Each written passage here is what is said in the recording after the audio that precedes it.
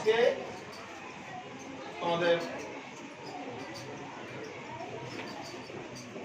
যেটা আছে অঙ্কের চ্যাপ্টার আছে, সেই চ্যাপ্টার হলো বর্গ, যাকে ইংরেজিতে বলা হয় স্কোয়ার। স্কোয়ার বা বর্গ, অর্থাৎ কোনো একটা সংখ্যাকে সেই সংখ্যা দিয়েই গুণ করলে যে গুণফলটা পাওয়া যায় সেটাই হলো ওই সংখ্যার বর্গ। বর্গ মানে কোনো একটা সংখ্যাকে সেই সংখ্যা দিয়েই গুণ করা, যে কোনো একটা সংখ্যা ওই সংখ্যাকেই গুণ করা। তো ওই বর্গ করা মানে কি, ধরে নাও যে তোমাকে বলা হলো 12কে 12 দিয়ে গুণ করো, মানে 12 দিয়ে স্কয়ার করো, তো এমনি আমরা যদি এটা জানি বলে বললাম যে 144, ধরো আমার জানা নেই বড় কোনো সংখ্যা, তখন কি করবো, 2 দুগুণা 4, 2 একে 2, আবার 2 একে 2, 1 একে 1, এটাকে যোগ করবো 4 4 1, তার মানে 12 বর্গ হলো 144। এটা নরমালি হয়। আচ্ছা, আজকে আমরা শিখবো যে এরকম ভাবে গুণ না করেও কিভাবে বর্গ বের করা যায়। ধরো এই 12 বর্গটাই বের করবো, কিংবা বড় কোনো সংখ্যা, ধরে নাও যে 34 বের করবো, তাহলে তো মুখস্থ নেই, যে কোনো সংখ্যার বর্গ বের করার জন্য তোমাকে যেটা শিখতে হবে সেটা হচ্ছে 1 থেকে 9 এর বর্গ, এটাকে মুখস্থ রাখতে হবে। 1 থেকে 9 এর বর্গটা তোমাকে মুখস্থ রাখতে হবে, এটুকুই কাজ করতে হবে। তারপর বাকি বর্গগুলো সম্পূর্ণ বের করা যাবে। তাহলে 34 এর বর্গ যদি বের করতে চাও তাহলে কিভাবে বের করা যায়? প্রথম যে নিয়ম হচ্ছে সেটা হচ্ছে কি, 4 এর বর্গ লিখে দিলাম 16, তারপর 3 এর বর্গ লিখে দিলাম 9, মানে আমরা তো 09 লিখছি, বা 9 লিখলেও পারো, কোনো ব্যাপার না। আচ্ছা, এবার যেটা করতে হবে, এখানে কটা সংখ্যা দেখতে পাচ্ছি? 3টা। পুরোটাকে ধরে 2 দেখতে পাচ্ছি তো, 3 4 আর 2, এই সবগুলোকে গুণ করে নিবা। 3 দুগুণা 3 4 12 দুগুণা 24, এই এককের ঘরের অঙ্কটাকে বাদ দিয়ে বাকিটাতে বসিয়ে দিবা, 24 বসিয়ে দাও, দিয়ে যোগ করে দেবো। কত হবে? 6 5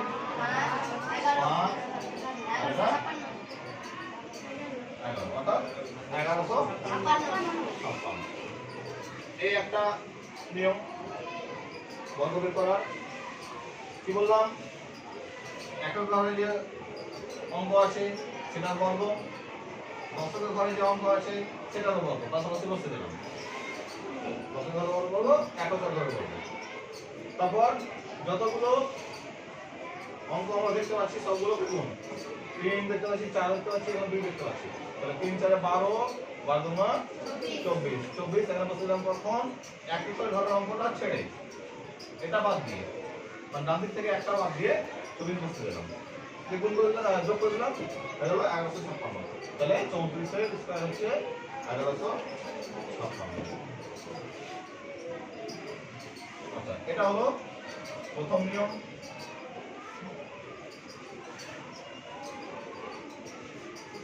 বা এমনিতেও করতে পারো। ধরে নাও তোমাকে বলা হলো 39 এর বর্গ, তাহলে কি হবে? এটা একটু হাতে রেখে নিজে থেকে করতে পারবা। যেমন ধরো আমি 9 এর বর্গ করবো প্রথমে, 9 9 এটাকে 1 দিলাম, হাতে কত হলো 8। এবার এটা সবকে গুণ করে নেব। 3 9 17 দুনা 54 হাতে কত আছে 8 54 8 কত 54 8 62 62 2 হাতে থাকলো 6 এবার 3 3 কে 9 3 এর স্কয়ার করব 9 9 আর 6 এ 15 তাহলে এখানে 15 বসে দাও একবারও হবে কিভাবে বললাম এককের ঘরের অঙ্ক এটা স্কয়ার করে দিবা স্কয়ার করে একটা অঙ্ক বসাবা এককের ঘরেরটা কি বাকি যেটা থাকলো হাতে সেটা হাতে পেয়ে যাবে তারপর কি করবা এই সবকটাকে গুণ করে দিবা যতগুলো অঙ্ক দেখতে পাচ্ছ সবগুলোকে গুণ গুণ করে দিয়ে ওই হাতে যত আছে তত যোগ করে দিয়ে আবার এককের ঘরটা বসিয়ে দিলা বাকিটা হাত থেকে গেল দিয়ে যত ঘরে যেটা আছে সেটাকে গুণ করে বসিয়ে দাও যদি হাত থাকে তাহলে সেটাকে বসিয়ে দাও বুঝতে পেরেছো এভাবে বর্গ করা যায় আচ্ছা আরো অন্যভাবে করা যায় যেমন যেকোনো একটা সংখ্যা বলো বলো কোন একটা সংখ্যা বলো 47 আচ্ছা ধরে নাও 47 আছে 47 এর বর্গ এটা যেভাবে আমরা আজকে শিখলাম ওইভাবে করে দেখি আবার অন্যভাবে করে দেখবো ওইভাবে হচ্ছে কিনা 47 এর বর্গ যদি করা হয় তো 7 সাথে কত 50 এর 9 আচ্ছা 4 সাথে 28 দুগুণা 56 তাহলে 28 দুগুণা হলো 56 আমাদের কত আছে 4 56 4 এ 7 এর 0 হাতে 4 4 এ 16 6 এ তাহলে 22 সময় হলো এর বর্গ এটা অন্যভাবে করা যায় কিনা দেখা যাক দেখো এটা 47 আছে তো এর কাছাকাছি সবচেয়ে সংখ্যা কোনটা মানে রাউন্ড ফিগার না না এর কাছাকাছি 50 50 এর আশেপাশে যদি কোনো সংখ্যার বর্গ করতে দেওয়া হয় 50 এর আশেপাশে 41 42 43 44 45 46 47 50 বা 51 52 53 54 55 56 57 এরকম এগুলো কি 50 এর আশেপাশে অঙ্ক এই সমস্ত অঙ্কের যদি বর্গ করতে বলা হয় তাহলে কি হবে কি করতে হবে এটা কত হবে যেটা সেটা আমরা প্রথমেই দেখব যে যে সংখ্যাটার বর্গ করতে দিয়েছে সেই সংখ্যাটা 50 চাইতে কত ছোট কত ছোট 3 ছোট 50 চাইতে 3 ছোট এই যত ছোট কিংবা যত বড় আগে ছোটটাই ধরে নি যত ছোট মানে 300 হচ্ছে তো এই যত ছোট ওই সংখ্যাটাকে 25 থেকে বিয়োগ করে দিতে হবে তার মানে 25 থেকে 3 বিয়োগ করে দাও কত হবে 22 আচ্ছা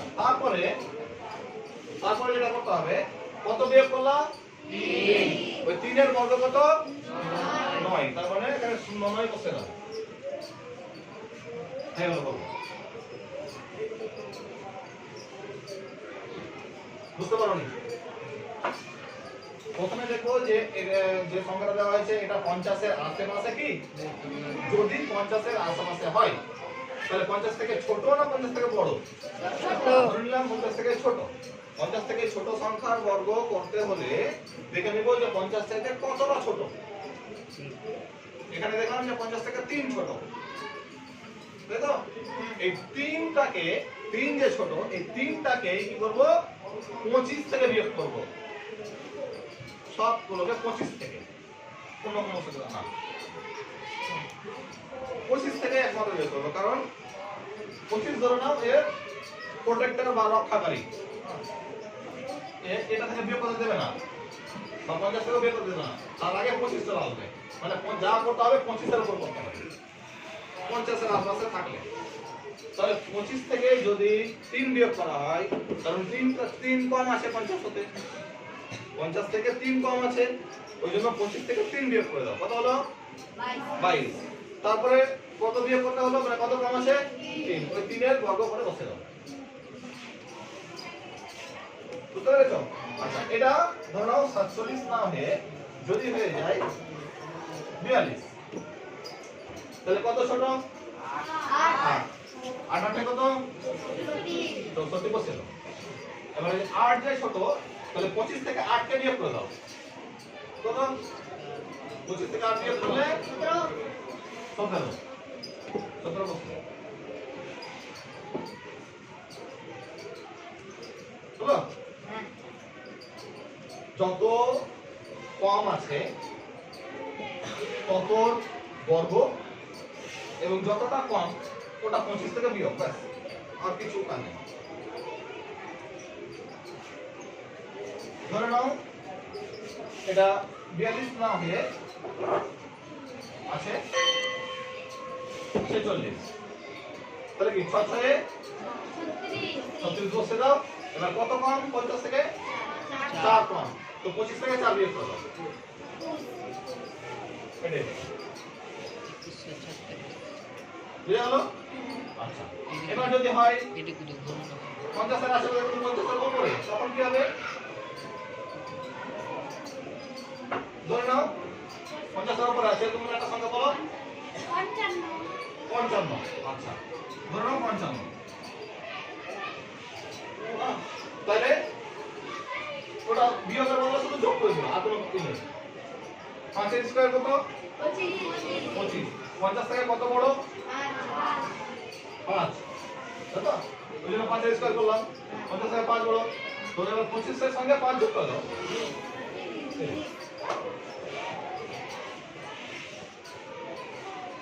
ঠিক আছে? কিন্তু 50 এর থেকে 5 বেশি আছে, ওই জন্য 5 এর স্কয়ার হলো 25, আর ওই 5 25 এর সঙ্গে যোগ হয়ে গেল, দেওয়া হলো 30। দেখো, ধরে নাও এটা আছে 59, সমস্যা, তাহলে কি হবে? কি হবে? মাইনাস 81 হয়ে গেল।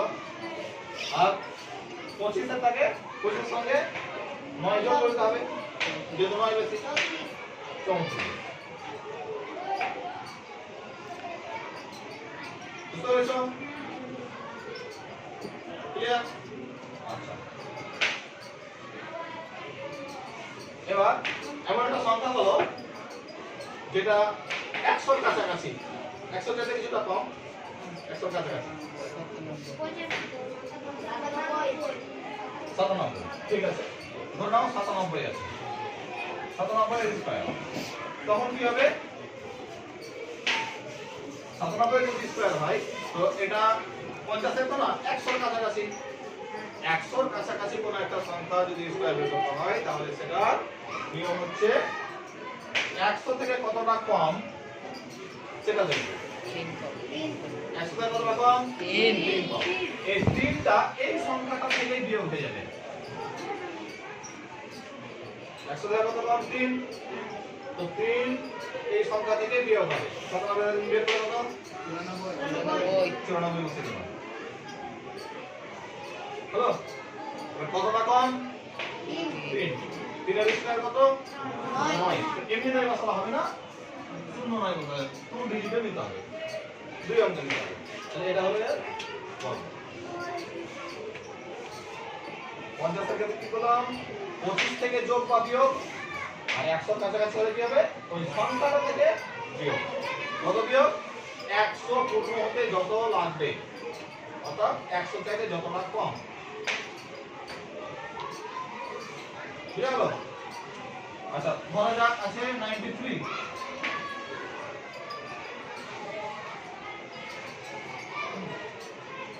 তাহলে কি হবে? 7 কম, 100 থেকে কতটা কম? 7 কম, 7 এর স্কয়ার করে দাও। হলো? 49। আচ্ছা, এবার 7 যেহেতু কম, তাহলে এবার কি করবা? এখান থেকে বিয়োগ, তাহলে 93 থেকে 7 বিয়োগ করলে কত হয়? 82। এটা হলো উত্তর।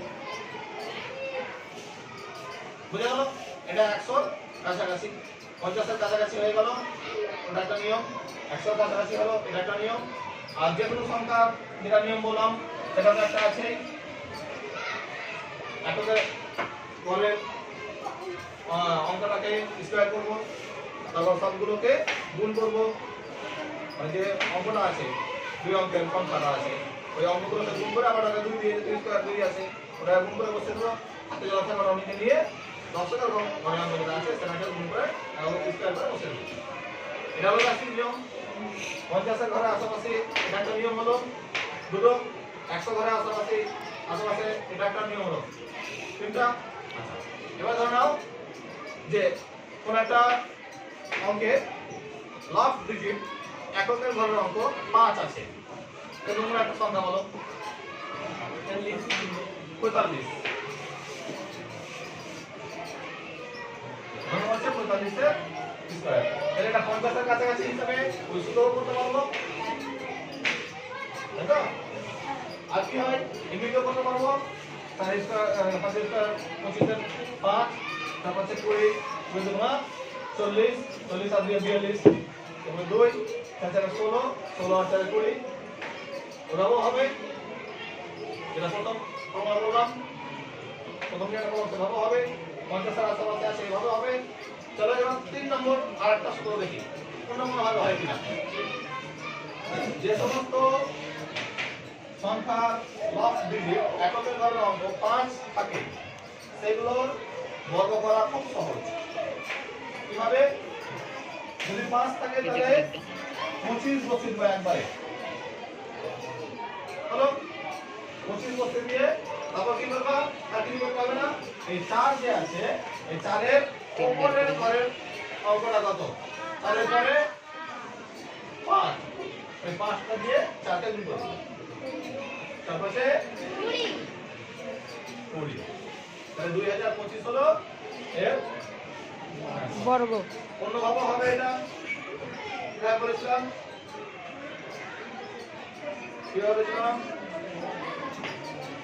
এটা কি কত, 50 থেকে কত কম 5, তো 5 এর স্কয়ার কত 25, তো 50 থেকে যে 5 কম, তো ওই 5 থেকে 25 থেকে বিয়োগ করলে কত হয়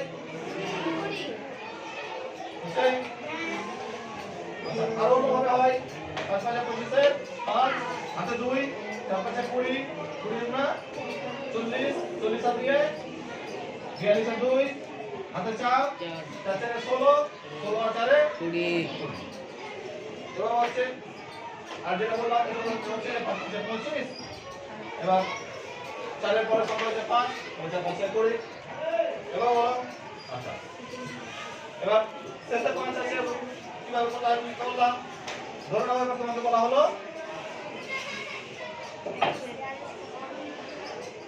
75 এর স্কয়ার কত বলো।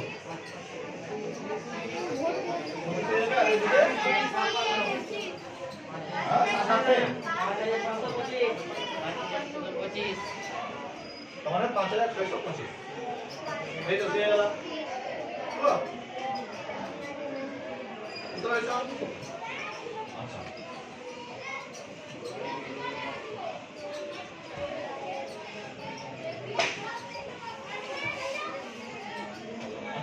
ধরে নাও যে কোন একটা সংখ্যা আছে যেটা একাধিক এক দ্বারা গঠিত, যেমন কি আচ্ছা 111, যদি 111 স্কয়ার হয় তাহলে এটা কিভাবে করতে হবে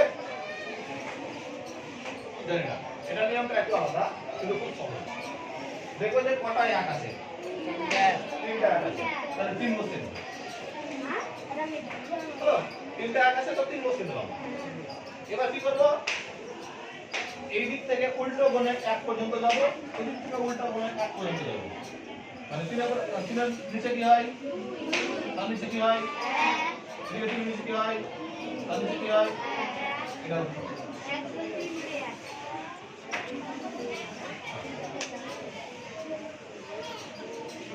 যদি একাধিক এক দ্বারা গঠিত কোনো সংখ্যা চলো এবার বলো 1 2 3 4 মানে 1111 স্কয়ার কত হবে?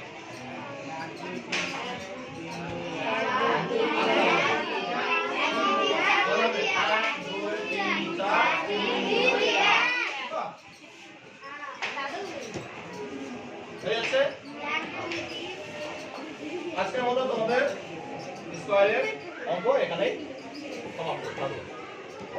পরে আবার কোনদিন দেখা হচ্ছে। Thank you.